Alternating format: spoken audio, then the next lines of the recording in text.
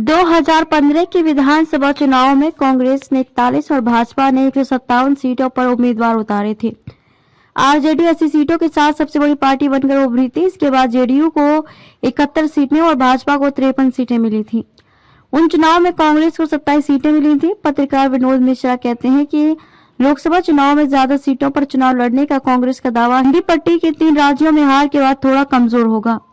विनोद मिश्रा कहते हैं कि बिहार में इंडिया के सहयोगी दल यानी लालू और नीतीश ये कह सकते हैं कि जहां कांग्रेस मजबूत है वहां तो वो सीटें निकाल ही नहीं पाते हैं, फिर बिहार में तो वे काफी कमजोर हालत में हैं। इससे पहले साल 2020 के विधानसभा चुनाव में भी कांग्रेस के प्रदर्शन पर बिहार में सहयोगी दलों ने सवाल खड़े किए थे। उन चुनावों में कांग्रेस को गठबंधन के तहत 70 सीटों पर चुनाव लड़ने का मौका मिला था, जबकि वो महज 19 सीटें जीत पाई थी। दूसरी तरफ साल 2020 के चुनाव में सीपीआई एमएल 19 सीटों पर चुनाव लड़कर 12 सीटें जीतने में सफल रही थी। ऐसी स्थिति में 3 राज्यों में हार और पुराने प्रदर्शन को देखते हुए कांग्रेस के पास ज्यादा सीटों की मांग का आधार नहीं दिखता है। कांग्रेस की इस राजनीति पर बिहार में उसके सहयोगी दलों ने दबाव बनाना शुरू कर दिया है। लालू प्रसाद यादव की पार्टी आरजेडी ने कहा कि मध्य प्रदेश, राजस्थान और छत्तीसगढ़ में इंडिया गठबंधन की नहीं बल्कि कांग्रेस की हार हुई है। हार के लिए कांग्रेस कितनी जिम्मेदार?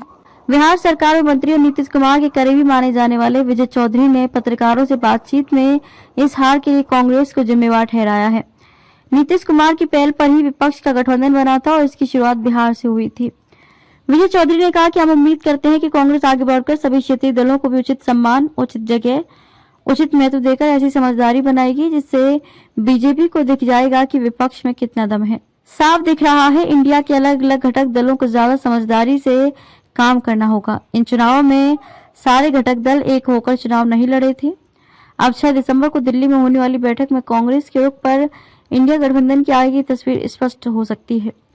फिलहाल कांग्रेस के सामने बिहार के अलावा पश्चिम बंगाल, पंजाब, उत्तर प्रदेश और दिल्ली जैसे राज्य हैं जहां उसे अपने सहयोगियों से सीटों की साझेदारी करनी है। जबकि बिहार, पश्चिम बंगाल, उत्तर प्रदेश और दिल्ली में कांग्रेस पार्टी की स्थिति काफी कमजोर दिखती है। ऐसे में ताजा हार के बाद इंडिया गठबंधन की आगे की रणनीति पर दिल्ली की बैठक में क्या फैसला होगा, इस पर सबकी नजर होगी।